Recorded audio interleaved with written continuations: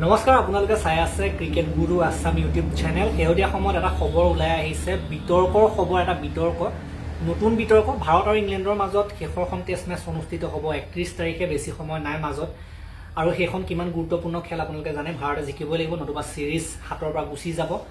মাথা গৰম হৈ আছে আমাৰ প্ৰশিক্ষক গৌতম গম্ভীৰৰ, আৰু গৌতম গম্ভীৰে প্ৰশিক্ষক আৰু গোটেই টিমটো সাধাৰণতে প্ৰেক্টিচ কৰি আছে বৰ্তমান সময়ত অভেলত, যিখন গ্ৰাউণ্ড অভেলত হ'ব নেক্সটখন খেল। আৰু তাত আমি দেখিবলৈ পাইছোঁ বৰ্তমান খবৰ ওলাই আহিছে যে যিজন পিচ কিউৰেটৰ, পিচ বনোৱা মানুহ, তেখেতৰ নাম আছিলে ফৰ্টিছ, তেখেত হেড পিচ কিউৰেটৰ, পিচ বনোৱাসকলৰ এইখন ষ্টেডিয়ামৰ ক্ষেত্ৰত, আৰু তেখেতক ধমক প্ৰদান কৰা দেখিবলৈ পোৱা গৈছে, দম দিয়া দেখিবলৈ পোৱা গৈছে গৌতম গম্ভীৰৰ ফালৰ পৰা। গতিকে সেইটো যথেষ্ট চৰ্চা লাভ কৰিছে ছ'চিয়েল মিডিয়াত, সংবাদ মাধ্যমত। ফটো আমাৰ হাতত আহি পৰিছে, ভিডিঅ' আমাৰ হাতত আহি পৰিছে, আমি দেখিবলৈ পাইছোঁ কিদৰে সাধাৰণতে আঙুলিটোৱাই দম দিয়া দেখিবলৈ পোৱা গৈছে গৌতম গম্ভীৰে সেই পিচ কিউৰেটাৰজনক।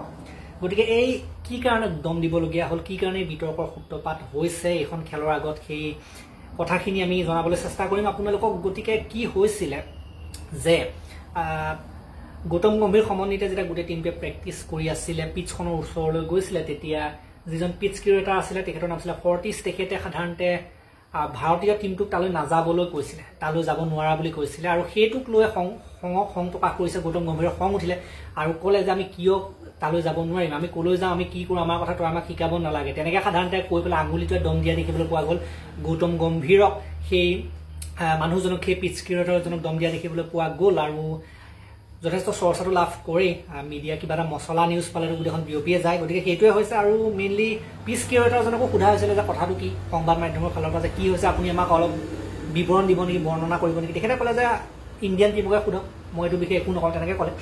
চ' ইণ্ডিয়ান টিমৰ ফালৰ পৰা স্পষ্টীকৰণ দিয়া হ'ল বৰ্তমান সময়ত যে আমি তালৈ গৈছিলোঁ, আমাক তাত ওচৰলৈ যাবলৈ মানা কৰিছিলে, যাৰ কাৰণে বৰ্তমান সময়ত এইটো সূত্ৰপাত হৈছে, এখন কাজিয়া সূত্ৰপাত হৈছে।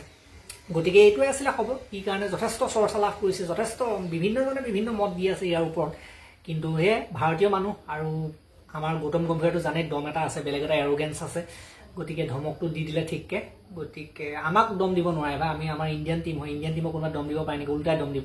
গতিকে সেইটো দেখিবলৈ পোৱা গ'ল, ভালেই লাগিলে গৌতম গম্ভীৰৰ ফালৰ পৰা যে তল পৰা নাই মানে মেইনলি। এতিয়া মেইন কথাটো হ'ল যে চিৰিজটো ড্ৰ কৰিব পাৰিলেতো আৰু ভাল লাগিব ন, এনেই বাহিৰত দম দি লাভ নাই, মেইন কথাটো হ'ল খেলত দেখুৱাব লাগিব। খেলতো দেখুৱাই আছে, কিন্তু লাষ্টৰখন খেল ক্ৰুচিয়েল খেল, ইমান যদি দম চম দি পেলাই লাষ্টত হাৰিবলৈ হয় তেতিয়াতো বেলেগ এটা বেট যদি হৈ যাব। গতিকে জিকাটো আমি বিচাৰিম, মাজত বেছি সময় নাই।